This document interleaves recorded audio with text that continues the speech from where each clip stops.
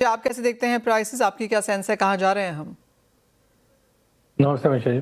बिल्कुल काफी ज्यादा सरप्राइज था because we were not expecting कि 80 के नीचे जाना चाहिए था, बट जिस स्पीड से ये गया है ये काफी कंसर्निंग भी है, काफी अपॉर्चुनिटीज भी है। बिकॉज अब इसका इम्पैक्ट जैसे सुरना जी ने भी कहा कि प्राइजेस में ठीक है, सप्लाई काफी ज्यादा है डिमांड के मुकाबले, तो प्राइजेस हम एक्सपेक्ट कर रहे थे कि 70 के आसपास के भाव हम क्वार्टर 4 में देखेंगे, बट जिस स्पीड से गया है ये नीचे, मुझे लगता है थोड़ा वापस जब बाइंग लौटेगी या एसपीआर होल्डिंग्स वापस रीइंस्टेट होंगे तो प्राइजेस अपने आप को एडजस्ट करता हुआ दिखाई देगा। तो अभी एज ऑफ नाउ $75-78 के आसपास का एक अगले 1 डेढ़ महीने में मुझे बेस दिखता है। बट हाँ, अब क्लियरिटी है कि धीरे धीरे नीचे आएगा, बट इसका इम्पैक्ट पड़ेगा इन्फ्लेशन पे।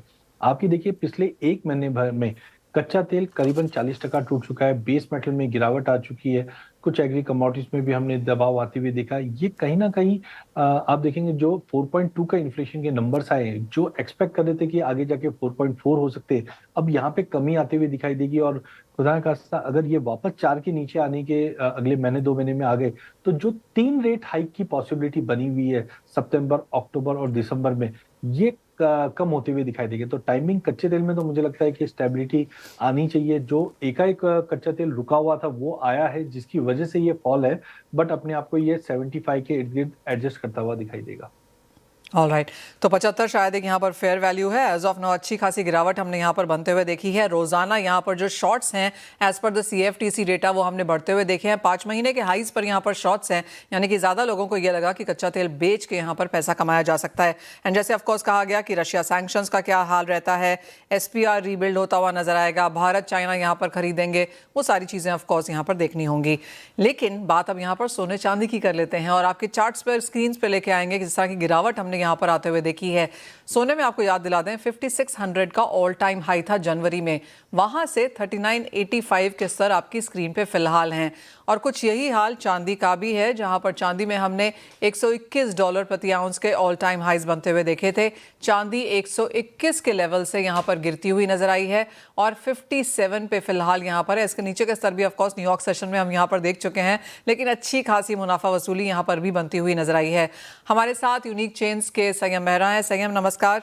काफ़ी सारे फैक्टर्स हैं जिसकी वजह से सोने और चांदी में गिरावट देखने को मिली है। मेजर तो यही है कि डॉलर इंडेक्स यहाँ पर 1 साल के हाइज पर है। बाकी एसेट क्लासेस में जिस तरह की बिकवाली थी, लॉसेस थे, उसको पूरा करने के लिए भी सोने चांदी में गिरावट बनती हुई नजर आई है। लेकिन मेजर बात यह है कि बाजार को लगता है कि US फेड अब आगे जाकर इंटरेस्ट रेट बढ़ा सकता है।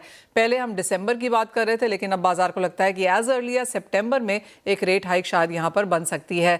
सैयम, आपकी क्या सेंस है, किस तरह से प्राइसेस आप यहाँ पे? ओके, सैयम हमारे साथ कनेक्टेड नहीं है। अजय, आपसे सवाल, कैसे देखते हैं यहाँ से प्राइसेस मूव होता हुआ? देखिए, हमारी भी एक्सपेक्टेशन थी मार्केट में एक बड़ा फॉल आना चाहिए, और $4000, 4100 का एक सपोर्ट था, वो मार्केट ने ब्रीच कर चुका है। टेक्निकली अभी भी डोर्स आर ओपन फॉर 3500, 3550, जो $3500 के आसपास मैं देख रहा हूँ। बट एक नया चीज में देखा है, जो अभी हम डिस्कस भी कर रहे थे, कच्चा तेल जिस स्पीड से टूटा है, और लेट से ये 70 के नीचे अगर ब्रांड निकल जाता है, तो कहीं ना कहीं जो इन्फ्लेशन के कंसर्न है वो धीरे धीरे कूल ऑफ होते जाएंगे। तो जो एग्रेशन दिख रहा था कि और बड़ी गिरावट आ सकती है, वो मुझे लगता है अगले 15-20 दिन में धीरे धीरे कंसोलिडेशन में चल जाएगा। तो करंट लेवल से गोल्ड सिल्वर में इमीडिएट शॉर्ट नहीं करना चाहिए। यहाँ से मुझे एक रिट्रेसमेंट दिखता है, जो 4200 तक का लेवल गोल्ड में फिर से मिलेगा। और चांदी में भी मुझे लगता है कि वापस प्राइजेस $53-54 का एक बेस बनकर हायर साइड पे वापस 64-65 तक का एक रिट्रेसमेंट आ जाएगा। तो महीने भर बाद फिर हमें क्लैरिटी दिखेगी, क्योंकि यहाँ पे डिमांड में भी इंप्रूवमेंट होता हुआ दिखाई देगा। कोई भी एसेट क्लास अगर 50% से ज्यादा टूट जाता है तो अट्रैक्टिव वैसे भी बन जाता है, क्योंकि long term fundamental gold silver के अभी भी स्ट्रांग है। जहां चांदी डेफिसिट में, सोने में सेंट्रल बैंक की बाइंग कंटिन्यू है। तो करंट लेवल से मुझे नहीं लगता कि बहुत ज्यादा एग्रेसिव में शॉर्ट करना चाहिए। थोड़ा बहुत मार्केट अगले 2-3 दिन में और ज्यादा क्लैरिटी देता हुआ दिखेगा। इसी साथ यहाँ पर जहाँ तक इंडियन डिमांड की बात है, अजय, आपको लगता है वो अब यहाँ पर पिकअप होती हुई नजर आएगी? क्योंकि जिस तरह की इंपोर्ट ड्यूटी हाइक हमने यहाँ पर आपको देती है आते हुए देखी है, लोग रोजाना अब यहाँ पर दुबई के प्राइस और यहाँ के प्राइस कंपेयर करने लगे हैं, जहाँ पर दुबई चीपर है। नहीं, बिल्कुल। देखिए, जो हमने 2 महीने पहले जो कंसर्न्स देख रहे थे, उसी की वजह से रेट हाइक हुई थी। और अब जो 9% का इफेक्टिव इफेक्ट पड़ा था, अब उससे ज्यादा प्राइस गिर चुकी है। तो डेफिनेटली अट्रैक्टिव बैट है। और हम देखते हैं Q3, Q4 और वैसे भी हमारे डिमांड के हिसाब से बहुत स्ट्रांग होते हैं और इन्फ्लेशन कंसर्न भी कच्चे तेल की वजह से कम है। खाली एक कंसर्न जो है वो है बारिश को लेकर, एल नीनो को लेकर।